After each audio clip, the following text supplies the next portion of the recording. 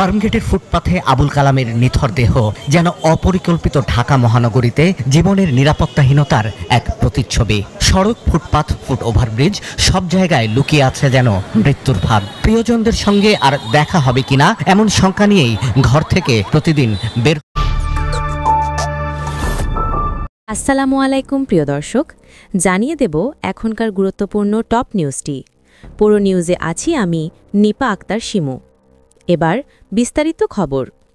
প্রিয়জনদের সঙ্গে আর দেখা হবে কিনা এমন আশঙ্কা নিয়েই প্রতিদিন ঘর থেকে বের হতে হয় ঢাকা মহানগরীর বাসিন্দাদের। রাজধানীর সড়কগুলো যেন একের পর এক মৃত্যুর ফাঁদে পরিণত হচ্ছে। কোথাও খোলা ম্যানহোল, কোথাও ভাঙ্গা ফুটপাত, আবার কোথাও চলমান নির্মাণ কাজের অযত্ন। যেন পুরো শহরটাই এক অনিরাপদ মৃত্যুকূপে পরিণত হয়েছে। অপরিকল্পিত নগরায়ন, দুর্বল রক্ষণাবেক্ষণ আর প্রশাসনিক উদাসীনতার কারণে প্রতিনিয়ত ঘটছে দুর্ঘটনা আর হারিয়ে যাচ্ছে অসংখ্য নিরীহ প্রাণ। বিশেষজ্ঞরা বলছেন, প্রযুক্তির অগ্রগতিতে মেট্রো রেল, ফ্লাইওভার কিংবা এক্সপ্রেসওয়ের মতো উন্নত অবকাঠামো নির্মিত হলেও সেই উন্নয়নে নিরাপত্তা নিশ্চিতে ভয়াবহ ঘাটতি রয়ে গেছে। উন্নয়ন হয়েছে বাহ্যিক সৌন্দর্যে, কিন্তু ভেতরে জমে আছে অবহেলা আর ঝুঁকি।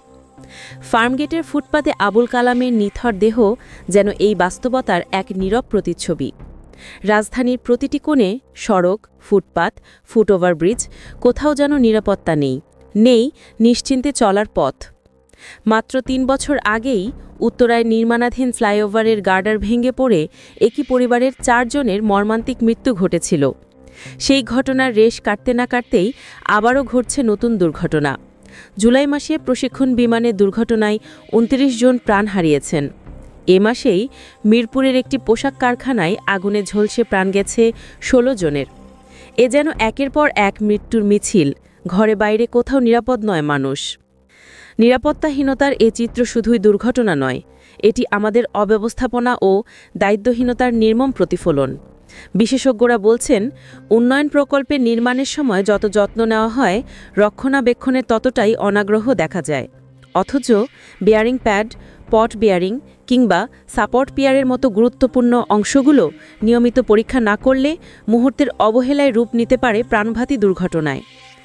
এভাবে একের পর এক ঘটনা ঘটছে, কিন্তু প্রতিবারই গঠিত হচ্ছে তদন্ত কমিটি, যা শেষমেশ হারিয়ে যায় সময়ের ধুলায়। রিপোর্ট প্রকাশ পায় না, দোষিয়া থেকে যায় ধরাছোঁয়ার বাইরে। ফলে একই ভুল আবারও পুনরাবৃত্তি হয়, আর জনগণ হারায় আস্থা ও নিরাপত্তাবোধ। রাজধানীর সাধারণ মানুষ আজ ভীত। রেস্টুরেন্টে খেতে গেলে তারা ভাবেন, যদি আগুন লাগে তবে নিরাপদে বের হতে পারবেন তো? রাস্তায় হাঁটলে খোলা ম্যানহোলে পড়ে যাবেন না তো?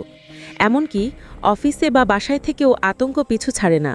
প্রতিটি দিন যেন এক অনিশ্চিত সংগ্রাম। নগর বিশেষজ্ঞদের মতে, দেশে এখনও সেফটি কালচার বা নিরাপত্তা সংস্কৃতি গড়ে ওঠেনি।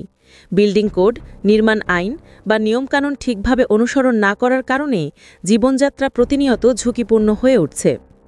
তারা আরও বলছেন, ১ বা ২টি বেয়ারিং প্যাড সরে গেলে আমরা আতঙ্কিত হই, কিন্তু যদি ৪টি প্যাড একসাথে সরে যায় তবে পুরো মেট্রো রেল লাইনই হয়ে যাবে বিপর্যয়ের প্রতীক। সেই সম্ভাবনা এড়াতে এখনই জরুরি পদক্ষেপ নিতে হবে। দুর্ঘটনাগুলো কতটা প্রাকৃতিক আর কতটা মানবসৃষ্ট অবহেলার ফল, সেটি চিহ্নিত করতে হবে সঠিকভাবে। দোষীদের শনাক্ত করে শাস্তির আওতায় আনতে হবে দ্রুততম সময়ে। তবেই মানুষ বিশ্বাস পাবে, তবেই থামবে এই অনবরত মৃত্যুর মিছিল।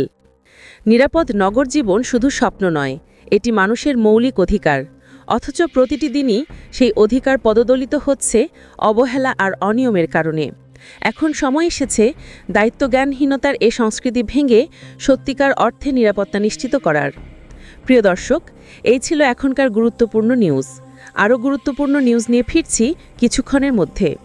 নিউজগুলো সবার আগে দেখার জন্য এই চ্যানেলটি সাবস্ক্রাইব করতে ভুলবেন না। ধন্যবাদ।